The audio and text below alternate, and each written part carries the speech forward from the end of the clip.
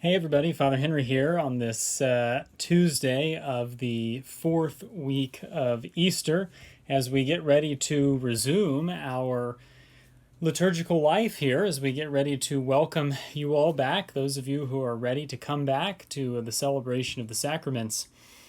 I had just a few things I wanted to reflect on, unrelated to that, really. I've gotten a wide variety of feedback over the past few weeks about how the quarantine and social distancing have affected people. Many folks found themselves at home with more free time on their hands and uncertain how to spend that time. I've heard from quite a few people that while the free time of the first couple of weeks was great, as time went on, it became a little bit monotonous and boredom became a real thing.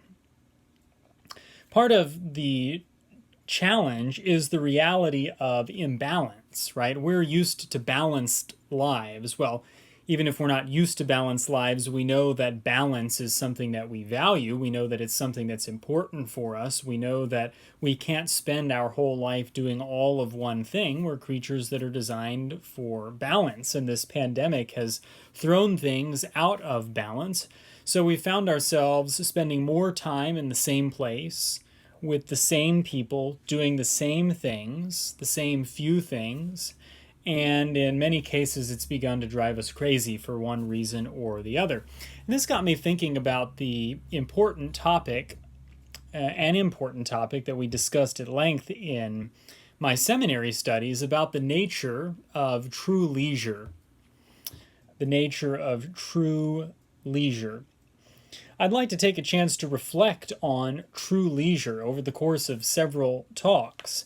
Hopefully, this will provide some source of reflection for you, a source of something to think about, something to perhaps then act on, try to implement in your own life. And today I'd like to begin by laying the foundation by discussing three categories of human activity, if you will.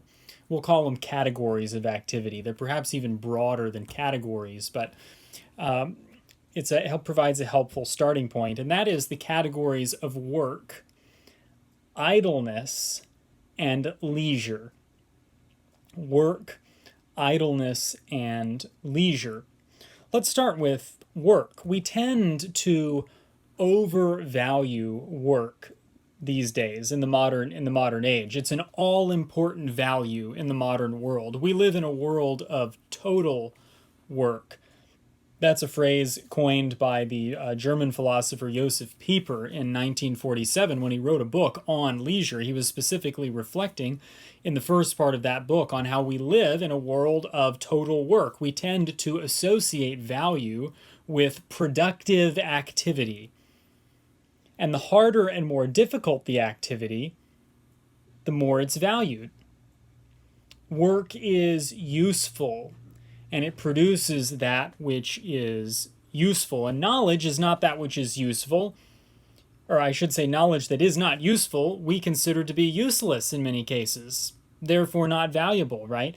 Even school we've turned into a kind of work, which was certainly not the way the ancients viewed school. We've turned school into a kind of work that's geared towards productivity and efficiency.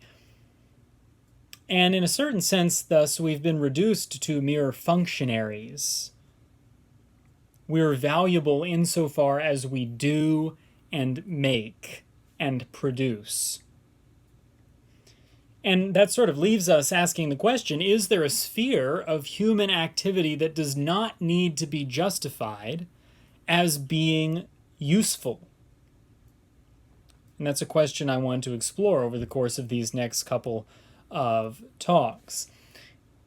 The modern world wants us to strain every muscle and nerve to produce as much as possible. We're required to accomplish. It's all about the doing. We're valuable insofar as we do. The modern world tells us that we're valuable insofar as we are effective functionaries. Now, that's not to say that work is itself a bad thing. It's not at all a bad thing. As a matter of fact, it's a good thing. And to counter this this unhealthy approach to work, Pope John Paul II wrote an encyclical called Laborem Exercens in 1981, in which he reflects on both the objective and the subjective value of work. Work is necessary to sustain life. It provides for those things necessary to stay alive. A lot of virtue is cultivated in work: industry, patience, perseverance. We gain a sense of achievement through what we do. Work, those things that we do, are constitutive of ourselves. They build us up. They certainly can build us up. And John Paul II reflects on all those in Laborem Exercens, but we've made life all about work rather than putting work in its proper place and seeing its role, its function in building us up, in helping us live well. That's one category of human activity. Now, as it happens, the second category of human activity, idleness, is sort of defined by our approach to work, because idleness is what most people do with time off of work, and it's directed toward work because it's all about preparing to work again, recharging, if you will. It's ordered toward getting ready to go to work again. So I come home, I do nothing, I relax. That's characterized by a lack of activity. And the sort of icon of this is purely passive forms of entertainment, like watching TV, or perhaps playing video games, or something along these lines, right? These are not bad things either. We can think of all sorts of other things that fall into this category. Play, recreation, diversion, amusement. These are all different words that we could use to describe this time away from work. This kind of rest is designed to restore our power to work. At least that's how we've come to view it, right? It's designed to refill our productivity meter, if you will, so that when I go back to work, I'm able to produce again and be as efficient as possible. Now, when this gets out of control, when idleness gets out of control, out of balance, it results in the development of a vice that we have largely forgotten about in the modern world, and that's the vice of sloth, or the vice of acedia. And I'm going to spend a whole talk talking about the vice of sloth and acedia, and precisely how real leisure, is actually one of the remedies for this particular vice. So that's idleness, also not in and of itself a bad thing. A bad thing when it gets out of balance, when we do it too much, right? In the same way that work, not in its proper place, becomes out of balance and can consume us. The third category of human activity is leisure, which is different from idleness. It's not a lack of activity. It's really more of an attitude or an approach to things. This is how Joseph Pieper and G.K. Chesterton talk about leisure. It's really more of a disposition of the mind, a posture of the mind, a posture of receptivity rather than productivity, a posture of contemplation, contemplativeness, a posture of gratitude. Leisure has exceptional qualities in and of itself that are different from work and idleness. Like I said, there's an element of receptivity, an element of wonder. You sort of think of the verse from the Psalm, "Be still and know that I am God." Real leisure is ordered toward contemplation. It's ordered toward lifting the heart and the mind, toward edification.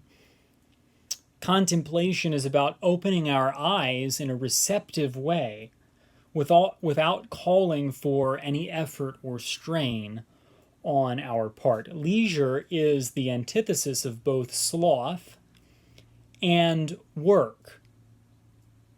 And a balance between work and true leisure is key. one who is truly leisurely is free to engage in efforts dedicated to the pursuit of the more lofty goals in life that are perfective of the person who engages in them. Right? And this is how the intellectual life used to be viewed by Greeks and Christians, right? Knowledge, especially spiritual and intellectual knowledge, is something that has an element of pure receptive contemplation. The Greek Heraclitus described it as listening to the essence of things. Leisure are the things that a good man does because they're intrinsically good for him and for his society. They make us into better people. They advance society. True leisure opens me up to the true vision of important things, which lead me ultimately to the source of all truth and goodness. This is, of course, often how the monastic life is described, the life of monastic leisure. It refers to the reality that monks have devoted their lives to contemplation of the source of goodness and truth itself, God Himself. And I'll speak more about that in a later talk. Because what you might be wondering now, of course, is, okay, those are some great characteristics of leisure, but how do I get there? How do I dive into, how do I embrace true leisure? And I want to spend some time reflecting on that in an upcoming talk.